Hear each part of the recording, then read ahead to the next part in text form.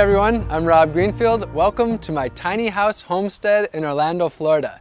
This tiny house is 100 square feet. I built it using about 99% secondhand and repurposed materials, all for under $1,500.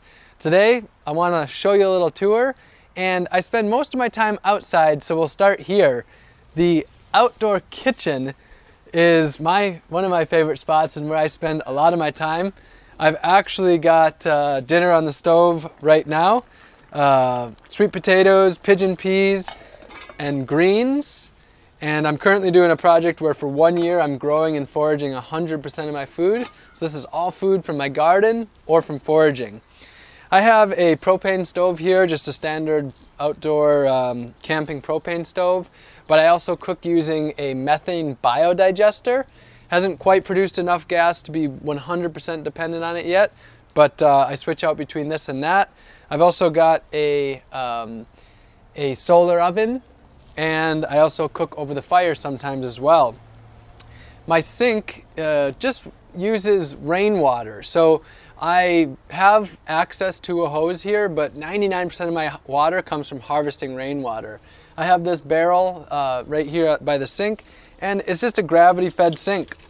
Just like that, it's the pressure of the water that pushes it out, and then after the water goes into the sink for washing dishes and such, it goes down the drain, and then it comes out back here, and I'm growing taro and bananas using my gray water. All the water that I drink is from harvesting rainwater, so it just comes right off my roof into some simple barrels, and then I pour it into this Berkey filter, and that puts out pure, fresh, clean drinking water. I'll take you next to the compost toilet. Now, I'm pretty excited that I actually grow my own toilet paper. This is it right here, and it's a plant that's actually in the mint family. So it's got a great minty smell, and it's just, it is as soft as can be. So that's what I use as my toilet paper. With the compost toilet, the product that you create is called humanure, for human manure. So the pee is diluted with water and then goes into the garden, fruit trees and things like that it's used on. The poop uses sawdust as basically this gets rid of all smell, and it's the carbon source to go with the nitrogen. That's composted for a year and then is used as fertilizer for fruit trees. So just a little introduction to the compost toilet. Instead of flushing it away and making it someone else's problem, I add fertility to the land. And speaking of fertility to the land, this is my outdoor rainwater shower. So this water is harvested from the landowner's roof so that I can get way more rainwater than just my 100 square foot house. And I just have a bucket here, fill this up, and I just do a basic over the head rainwater shower. Really great system. And this gray water also, I've just planted bananas, and hopefully those will grow large and make a nice canopied area. So no water wasted here. Instead, it adds fertility to the land. So that's the outside. I want to show you the inside of the house.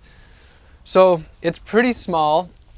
As I said, it's 100 square feet, so it's 10 feet wide by 10 feet long, about 10 square meters. So there's not a huge amount to see here. I have my bed / couch, and this gets the basic job done of needing a place to sleep.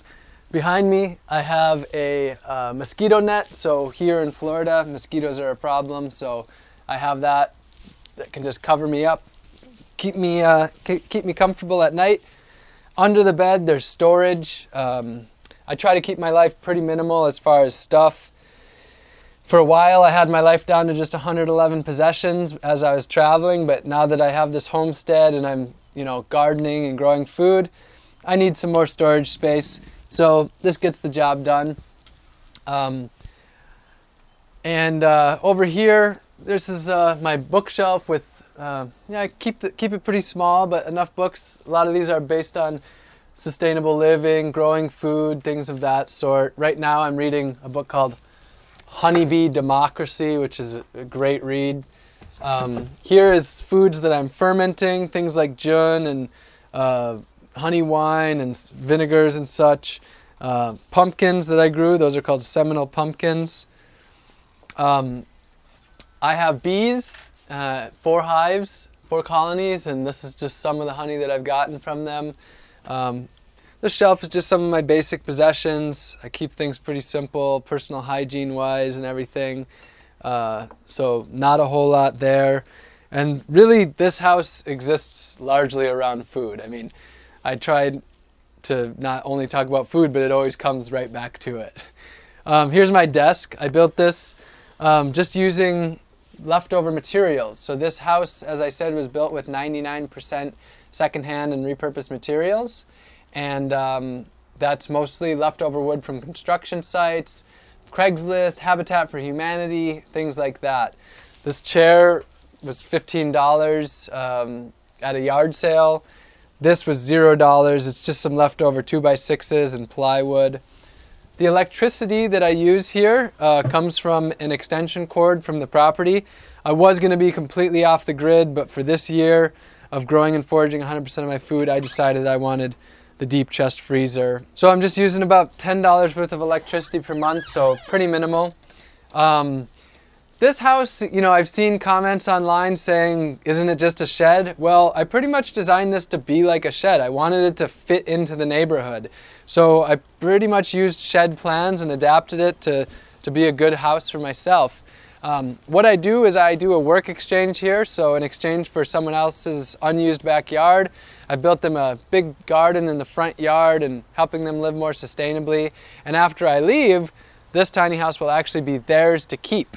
So rather than doing a monetary transaction, we figured out a way to help each other out and meet our basic needs. So that's my place. It's been awesome taking you on a little tour of it.